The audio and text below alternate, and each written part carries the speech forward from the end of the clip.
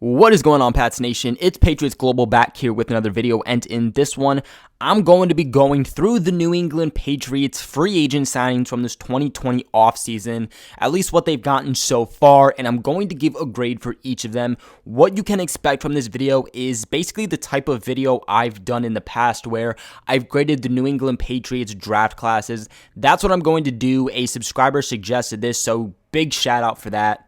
So basically, if you don't know how this works, I'll go through each of the free agent signings, give a grade on what I think that player should have based off of the signing, talk a little bit about them, and then give my overall grade for the Patriots 2020 free agent class. Now, to start off with defensive back Cody Davis, he's going to be a guy that I personally am just going to give a C to. I don't think that there's going to be too much to this signing. I think that this is more of a special teams type of signing. Cody Davis definitely is not going to be a guy that is a lock to make the roster. A very cheap one-year deal. More so a guy that is going to be a strong candidate to replace veteran safety and special teamer Nate Ebner, who is now with the Giants. The best comparison I can give him for most Pats fans to know kind of the role that Cody Davis is more likely than not going to be taking on with the Patriots, or at least what is envisioned for him with the Patriots, is exactly Nate Ebner, a guy who maybe at times is going to get some defensive action, but you're rarely going to see it because he is a core special teamer. The Patriots already have a lot of special teams guys already on the roster, a lot of guys that are looking to make the roster specifically for special teams. You have Justin Bethel and Matthew Slater, two of really the best, special teamers in all of the league. Both have gone to Pro Bowl, so the Patriots are really stacked at that position. So I think, look, for Cody Davis to make this roster, one, is going to have to be on special teams, and two, he's going to truly have to make some plays and shine out to make this final roster. But this definitely isn't a flashy signing. There's nothing too much to talk about it. You're really just going to see him on special teams. Now, next up, the New England Patriots decided to go out and sign quarterback Brian Hoyer, a guy that we are all very, very familiar with, especially Bill Belichick and the coaching staff down there in New England. I'm actually going to give this signing an A-. Okay, a lot of people probably aren't going to agree with that. The reason that I'm giving this an A- isn't because he's the answer to a post-Tom Brady New England Patriots team, or because he's super flashy of a player and has great talent. It's not because of that. Okay, they're bringing in Brian Hoyer, who started his career originally with the New England Patriots as an undrafted free agent, and for an undrafted free agent, was pretty dang successful. He knows the Patriots system. He knows the playbook. He's been around the league for so long that he knows what defenses are like. He knows defenses from all the way back a few years ago, and he knows the defenses that are here today, the new generation. Bill Belichick did promise Brian Hoyer that when he signed him, he would be coming in to compete for the starting job, which I definitely think is true. I don't see why Bill Belichick would lie about that. I think that everything essentially is up in the air for the starting quarterback position, but I don't see how Brian Hoyer beats out Jarrett Stidham for that starting job. But nonetheless, Brian Hoyer being a guy who can help mentor a young Jarrett Stidham, that's going to be really important for Stidham, especially as he enters his first year in the NFL as a starter. Brady, of course, isn't going to be there. Brady's not going to be there for Jarrett Stidham to rely on, to ask him questions, to be like, okay, what am I doing wrong? What do I do? What do I do in this specific type of situation? I think that is going to be a big role that Brian Hoyer is going to fill. A lot of people didn't like the signing of Brian Hoyer. A lot of people wanted them to go out and get a bunch of different young quarterbacks to have a big quarterback competition. But in my personal opinion, having a guy on the sidelines who is able to teach and help mentor a guy in his first year and help him progress throughout his career. But let's say that Jarrett Stidham goes down with an injury, or let's say that Jarrett Stidham isn't performing well and they have to throw in another quarterback. I'm much more confident with a guy like Brian Hoyer, who, again, knows the Patriots system, knows what's expected, but also has played in the league for many years, so he knows what to expect from the NFL also. I'd much rather have experience and a veteran than, an unproven rookie taking up for Jarrett Stidham. Jarrett Stidham started to progress really nicely from what we saw from him from the point of getting drafted all the way up until the preseason, and even what we saw from him last season in the regular season, although he didn't get to play. People give a lot of that credit to Brady, and while some credit is definitely due to Brady, a big portion should be given to Brian Hoyer, because Brian Hoyer was more so the mentor to Jarrett Stidham than Brian Hoyer was. And I mean, that's just a fact. Brian Hoyer himself has come out and talked about Jarrett Stidham and their bonding relationship and how he's trying to help him out and run the courses. Stidham has said the same thing. Reports have come out over that. And again, that's not to say that Brady hasn't helped, but Hoyer definitely is in that mentoring role. Now, next up here is going to be linebacker Brandon Copeland, former New York Jet. Of course, the New England Patriots are going to have a lot of familiarity with him, playing the Jets twice a year. I'm going to give this one a B-. I definitely think that it does have some potential upside, but this definitely is not going to be a splashy addition, and it does come with its concerns. Now, he has been in the league for enough time to be able to say that he has a decent amount of experience that will help him along with his range. Of course, to also go along with that special teams experience that he does have. His 2018 numbers with the Jets were definitely promising. That was probably the best that we saw from Brandon Copeland, with his 27 pressures, sitting at 6'3", 263 pounds. Also is a good size for a guy setting the edge. Sadly, though, the thing about Brandon Copeland is that he's more of a one-dimensional linebacker, meaning that he's not a guy that is going to be someone who you're placing at inside, outside linebacker for, all downs. He's not a guy who is known for helping to stop the run. He's definitely not a guy known for being well in coverage. He's a guy a lot like Dont'a Hightower, who mainly can just set the edge. Just like Hightower, Brandon Copeland is not going to be a fast guy. He's not going to beat you with his speed. He's not going to be great in coverage because of lack of speed and lack of coverage skills. But in 2018, when the Jets primarily used him as an edge rusher, setting the edge and getting to the quarterback, even though he's at that linebacker position, again, a lot like Dont'a Hightower, that is where he has found the most success in his career. The big reason that Brandon Copeland took a big hit in 2019 was because the Jets tried to use him in much other categories that he's just not able to do. Instead of keeping him at that edge rusher position, they tried putting him in coverage. They tried putting him at that classic linebacker role, and it just didn't happen.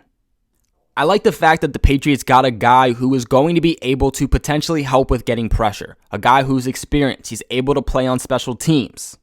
But I definitely wish that we could have gotten a guy who is experienced in all phases. He's able to set the edge and get to the quarterback. He's able to play in coverage, a lot like what we saw from Kyle Van Noy and Jamie Collins, and that guy just isn't Brandon Copeland.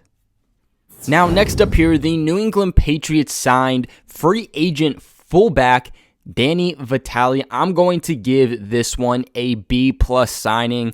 It's a fullback. I get it. Not a lot of teams anymore even like to use fullbacks. Not much is said about fullbacks. A lot of people are thinking of big playmakers, tight ends, wide receivers, but, the Patriots love that fullback position. There's a reason that they are so devoted to it. I mean, even look at last year with James Devlin. And then you also had Jakob Johnson, and then Landon Roberts had to take over. They clearly love that fullback role, and I think Danny Vitale could really come in and provide a spark at the fullback position that the Patriots really need. A guy that really models his play after a guy like Kyle Juszczyk with the 49ers, who is a big role and big playmaker down there with the 49ers. What I love about this signing is the fact that, look, Danny Vitale has been in the league for multiple years, and he's played with a few different teams now, so he's seen different looks, he's seen different offensive schemes, but he knows what to expect from the NFL by now. He knows what to expect from NFL defenses that he's going up against. But he's also a very versatile guy, brings a nice build also. He might not be as, big and bulky of a boulder necessarily as James Devlin was, but he's definitely still going to be a big guy that is hard to get through. What I like about him is that he'll help the Patriots in every phase of the game. He'll help a lot at blocking, whether that's pass protection or more specifically run blocking for a guy like Sony Michel, who really had that sophomore slump, a big reason the fact that they didn't have fullback help like they're used to. Not just that, but I think he'll provide something that James Devlin just wasn't really able to do, and that's going to help bring a threat at the fullback position when it comes to the passing game. Now, Danny Vitale hasn't necessarily been used too much in the passing game up until this past year, put up a little bit more than 90 yards with the Green Bay Packers, but really showcased that he's able to get into that role where he is able to be an every down fullback. While he isn't penciled in as the Patriots starting fullback, of course, still having guys like Dalton Keene there and Jakob Johnson, I think that he is the main guy pushing to make the starting role here for fullback, and can do so at a more younger and athletic position than we're used to having. Now, next up on this list is going to be one of my favorites from the entire offseason, and that is going to be the signing of defensive back Adrian Phillips. This one, to me, just has to get that A-plus signing. The Patriots really didn't get any of those besides this one, but the Patriots going out and signing a guy like Adrian Phillips, who is going to help out tremendously on special teams, and more specifically, tremendously on defense, and getting him to a 2-year deal was a great move by Belichick, despite not having a lot of cap money to work around with. Now, Phillips did miss most of the 2019 season with a broken arm, but he did have a breakout season in 2018 that saw him with 94 tackles on defense, and also made the Pro Bowl for his special teams work. This special teams, guys, I can't stress this enough. It is going to be insanely good heading into next season, and a lot of people just don't give enough credit, I think, to special teams, but special teams plays can really set up the defense in a good position, can really set up the offense in a good position, which is going to be really important for situational football. The fact that the Patriots already have 3 guys on the roster that have made Pro Bowls for their special teams ability in Adrian Phillips, Justin Bethel, and Matthew Slater, I think, is going to prove to be very beneficial. This signing definitely isn't the type of one that you're only expecting to see him on special teams. He's a guy that's going to get a lot of playtime each week because the Patriots will use him on defense. Now, I don't see him being a starter. I still think that, Devin McCourty, Patrick Chung, those are going to be the guys ahead. And then, of course, kind of what happened with the safeties that the Patriots had on the depth chart after is still up for grabs, and that's going to be a big competition in training camp, but he'll still have a role, especially because of special teams. I think that he's going to be a guy that is going to be played more so in that safety position, that hybrid safety position. The Patriots kind of don't really have linebackers who are big on coverage. It's not Hightower, it's not Copeland. They lost the 2 biggest coverage linebackers they had in Jamie Collins and Kyle Van Noy. So what I'm hearing a lot is that the Patriots are expected to use some of their safeties in that hybrid linebacker safety type of role, covering these bigger tight ends or running backs out of the backfield. And I think that could be really beneficial because the Patriots have had issues with that in the past. Adrian Phillips has also had a lot of experience kind of being that quarterback spy role for guys that are more mobile at the quarterback position, more specifically guys like Patrick Mahomes, Lamar Jackson, which again, the Patriots really need help with. This was an all-around great move by the Patriots for just multiple reasons, and I think that Adrian Phillips, with the utility tool that he is, that pocket knife type of role kind of player that he is, I think it's going to be super beneficial for the Patriots, and we're going to see just how good it was for the Patriots to sign this guy to a 2-year deal. Now, next up here, the New England Patriots signed defensive tackle Beau Allen. I'm going to give this one a C+. It's not a big signing. There's not too much to say about it, but I do wish that the Patriots were more aggressive with that defensive tackle position. Just kind of looking at the issues they've had with it over the past few seasons, they don't really have too much of a big body, a guy who is able to stop the run as a big body, but also able to apply pressure through the interior of the defensive line. Even last year, defensive tackle definitely wasn't one of the best positions I would rank the Patriots, and they arguably got worse this offseason, having lost Danny Shelton. Now, if you asked me, before last season, if losing Danny Shelton was going to be big, I would tell you no, but Danny Shelton took up a big role this past season, really took a leap forward, and was a big piece to the New England Patriots here, not just to getting to the quarterback, but also at stopping the run, which the New England Patriots struggled with at times this past season. Beau Allen does bring a nice build at 6'3", 327 pounds, but he isn't going to be that Danny Shelton type of build, and his statistics are nothing close to what Danny Shelton has ever put up.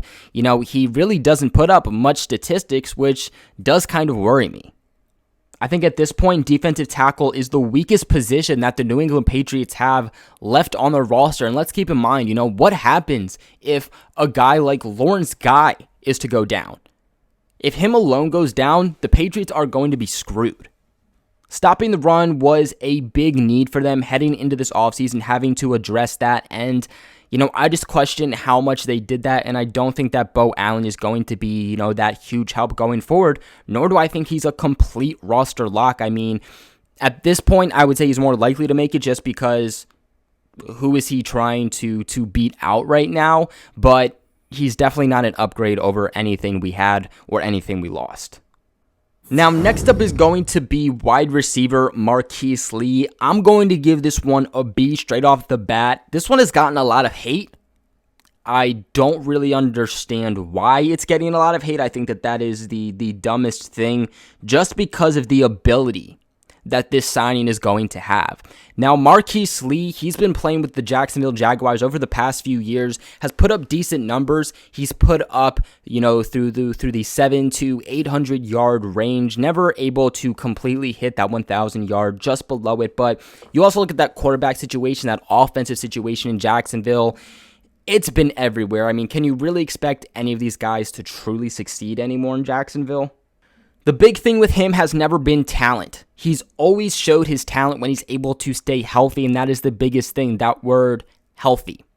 He's not been able to stay healthy over the past few years, and that has been a big thing that has dictated his NFL career, and the fact that, hey, he's not still with the Jacksonville Jags right now, but when he's able to stay healthy, he makes plays. He's a guy that is able to show the production, a guy that is able to stretch the field and brings that veteran aspect. If we are lucky enough for him to stay healthy, this is going to be a steal for the New England Patriots, and you can quote me on that. But right now, I'm going to compare it to kind of like the Jordan Matthews situation the Patriots made a few years ago. If he gets injured once and he's going to be out for some time, I just think the Patriots go ahead and cut him. And last but not least, the Patriots signed wide receiver Damiere Byrd. I'm going to give this one a B+ by the New England Patriots. I was going back and forth between a B+, A-, but I just kind of stuck with B+ for this one. I think that this was a low-key good signing by the New England Patriots. Bringing in a guy who's going to be very versatile, I think that he's going to make this roster, not necessarily because he's a lock for the talent he is as a wide receiver, but more so because of what he's going to bring on special teams, that kick returner, punt returner role. The Patriots need help at returner. Ever since losing Cordero Patterson, it's been pretty tough for the New England Patriots this past season. They tried to find that guy, and they just couldn't. Bird definitely has found some success, more notably as a punt returner, in which he averaged 9.4 yards on 12 returns, 11 of which came from 2018. Definitely has not been utilized enough as a returner in the NFL. He's going to be a super fast guy. Look, I'm talking faster than Philip Dorsett. I'm talking faster than Brandon Cooks. Brandon Cooks and Philip Dorsett actually ran the same 40-yard dash time, which was, I believe it was a 4:33, and Damiere Byrd ran a 4:28. I think because the Patriots have such good blockers, especially in the special teams game as punt returners and kick returners, this is probably the best return team that he is going to have as a committee from any other team he's played with in the NFL. More notably, he's played with the Arizona Cardinals. He's played with the Panthers. And I don't think any of them are going to be able to match up against the special teams blockers that the Patriots have. So I think that he very well could find the most success as a return man here with the Patriots and could be very deadly due to his speed. As a receiver, I expect him to kind of play more so in that Philip Dorsett role, but I think that he could be more successful than Philip Dorsett was. He's a guy that definitely uses his speed to his advantage, and it shows. And I mean, hey, when you're as fast as he is, why wouldn't you? And that's exactly what the Patriots need. I think they've missed a guy like Brandon Cooks, that fast guy who's able to get open and really use his footwork, his technique, and his speed altogether to truly get open. Now, I'm not trying to say that Damiere Byrd is going to be like Brandon Cooks. I think that Brandon Cooks' technique is better than Damiere Byrd, but Byrd does have that speed to be able to match up with a guy like, Brandon Cooks, and is going to help create mismatches for the New England Patriots. Let's keep in mind that a lot of teams in the NFL these days, they're trying to go faster, especially at the wide receiver position. A big team that has been trying to do this is the Chiefs, and it's a big reason why they're so successful. They have a quarterback with a huge arm. They have multiple receivers that are crazy fast, are able to get down the field very quick, and are able to stretch the field, and they're able to get so much big plays because of that. I think Byrd could be very beneficial on plays like the jet sweeps, on end arounds. And what I like about him, which is something that I didn't know at first, but he's a guy that, look, he's not just someone who can stretch the field. He can make very good catches, especially in traffic, and he can also run multiple different routes, not just go routes, which is something that I had concerns about when they originally signed him. So my overall grade for the New England Patriots for their 2020 free agency draft class is going to be a B-. Now, the reason I'm giving a B- is because they did have some good additions, like Danny Vitale, Damiere Byrd, Adrian Phillips, but there were also some questionable ones. Cody Davis, the addition of Bo Allen. I just think they could have done something way better to help the interior of the defensive line. And essentially, I think like a lot of other Pats fans, that the Patriots just did a little bit more to try to upgrade this team through free agency. I get they didn't have a lot of money, but I still think there was a little bit more they could have done to try to help this team heading into 2020 with the hardest schedule in the NFL and with all the question marks that they still have. But that is going to be it for today's video. What are your guys' thoughts on my grade for the New England Patriots 2020 free agency class? Let me know your thoughts in the comment section below. Please, guys, like this video. It helps me and the channel out very, very, very much and doesn't cost you a single cent. Make sure to guys subscribe to the channel for all of your New England Patriots content if you haven't already. And like always, thank you guys so much for watching.